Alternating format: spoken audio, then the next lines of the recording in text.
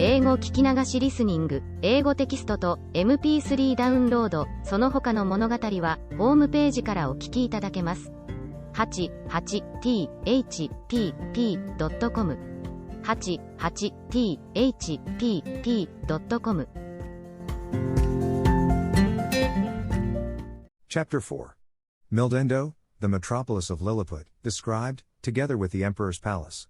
A conversation between the author and a principal secretary, concerning the affairs of that empire. The author's offers to serve the emperor in his wars. The first request I made, after I had obtained my liberty, was, that I might have license to see Mildendo, the metropolis, which the emperor easily granted me, but with a special charge to do no hurt either to the inhabitants or their houses. The people had notice, by proclamation, of my design to visit the town. The wall which encompassed it is 2.5 feet high, and at least 11 inches broad, so that a coach and horses may be driven very safely round it, and it is flanked with strong towers at 10 feet distance. I stepped over the great western gate, and passed very gently, and sidling, through the two principal streets, only in my short waistcoat, for fear of damaging the roofs and eaves of the houses with the skirts of my coat. I walked with the utmost circumspection, to avoid treading on any stragglers who might remain in the streets, although the orders were very strict, that all people should keep in their houses, at their own peril. The garret windows and tops of houses were so crowded with spectators, that I thought in all my travels I had not seen a more populous place. The city is an exact square, each side of the wall being 500 feet long. The two great streets, which run across and divide it into 4 quarters, are 5 feet wide. The lanes and alleys, which I could not enter, but only view them as I passed, are from 12 to 18 inches. The town is capable of holding 500,000 souls, the houses are from 3 to 5 stories, the shops and markets well provided. The Emperor's Palace is in the center of the city where the two great streets meet. It is enclosed by a wall of 2 feet high, and 20 feet distance from the buildings. I had His Majesty's permission to step over this wall, and, this space being so wide between that and the palace, I could easily view it on every side.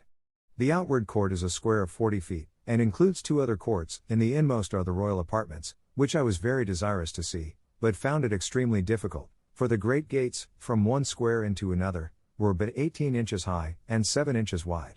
Now the buildings of the outer court were at least 5 feet high, and it was impossible for me to stride over them without infinite damage to the pile, though the walls were strongly built of hewn stone and 4 inches thick.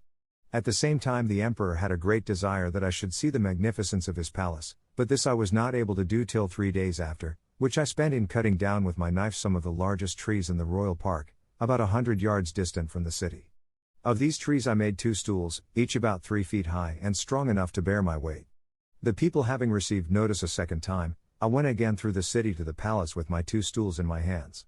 When I came to the side of the outer court, I stood upon one stool, and took the other in my hand. This I lifted over the roof, and gently set it down on the space between the first and second court, which was 8 feet wide.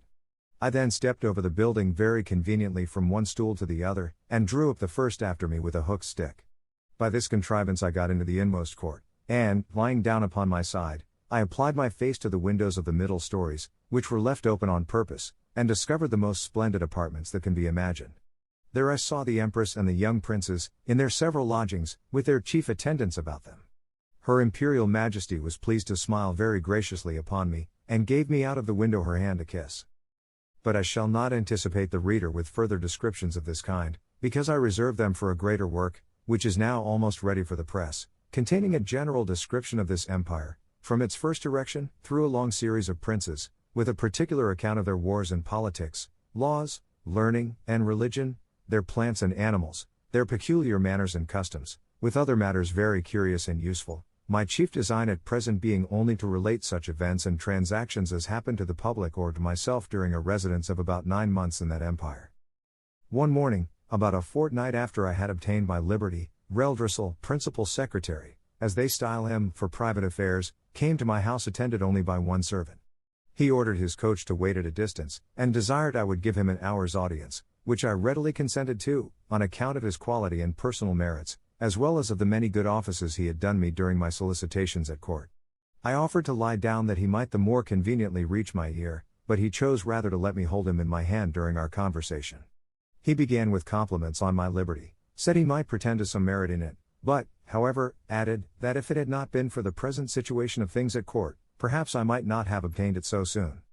For, said he, is flourishing a condition as we may appear to be into foreigners, we labor under two mighty evils, a violent faction at home, and the danger of an invasion, by a most potent enemy, from abroad. As to the first, you are to understand, that for about 70 moons past there have been two struggling parties in this empire, under the names of Tramexan and Slamexan, from the high and low heels of their shoes, by which they distinguish themselves.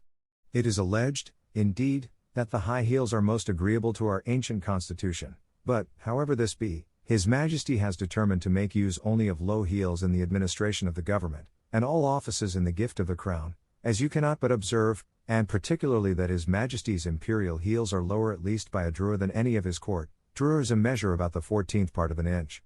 The animosities between these two parties run so high, that they will neither eat, nor drink, nor talk with each other. We compute the Tramexan, or high heels, to exceed us in number, but the power is wholly on our side.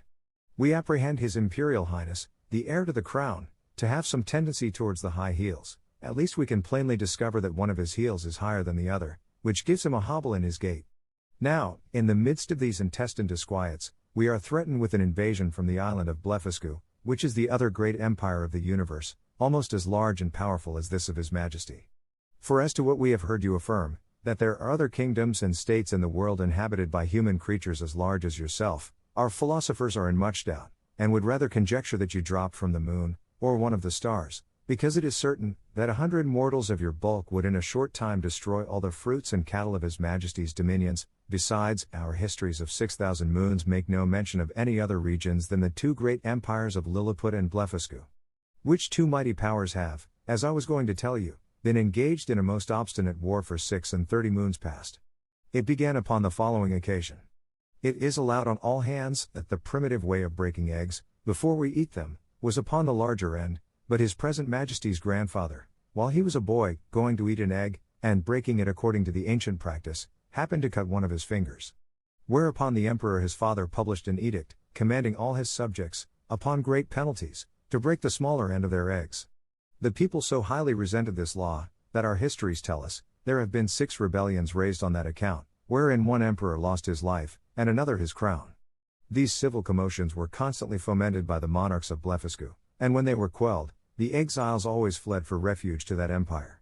It is computed that 11,000 persons have at several times suffered death, rather than submit to break their eggs at the smaller end. Many hundred large volumes have been published upon this controversy, but the books of the big Endians have been long forbidden, and the whole party rendered incapable by law of holding employments. During the course of these troubles, the emperors of Blefuscu did frequently expostulate by their ambassadors, accusing us of making a schism in religion, by offending against a fundamental doctrine of our great prophet Lustrog, in the 54th chapter of the Blunkrul, which is their Alcoran. This, however, is thought to be a mere strain upon the text, for the words are these, that all true believers break their eggs at the convenient end. And which is the convenient end, seems, in my humble opinion, to be left to every man's conscience, or at least in the power of the chief magistrate to determine. Now, the big Indian exiles have found so much credit in the emperor of Blefuscu's court, and so much private assistance and encouragement from their party here at home, that a bloody war has been carried on between the two empires for 36 moons, with various success, during which time we have lost 40 capital ships, and a much greater number of smaller vessels, together with 30,000 of our best seamen and soldiers, and the damage received by the enemy is reckoned to be somewhat greater than ours.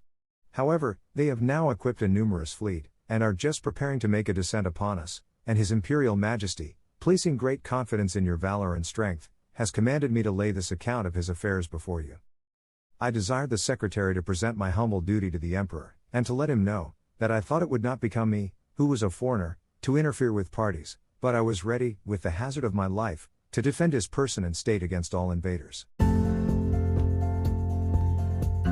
英語聞き流しリスニング、英語テキストと MP3 ダウンロード、その他の物語は、ホームページからお聞きいただけます。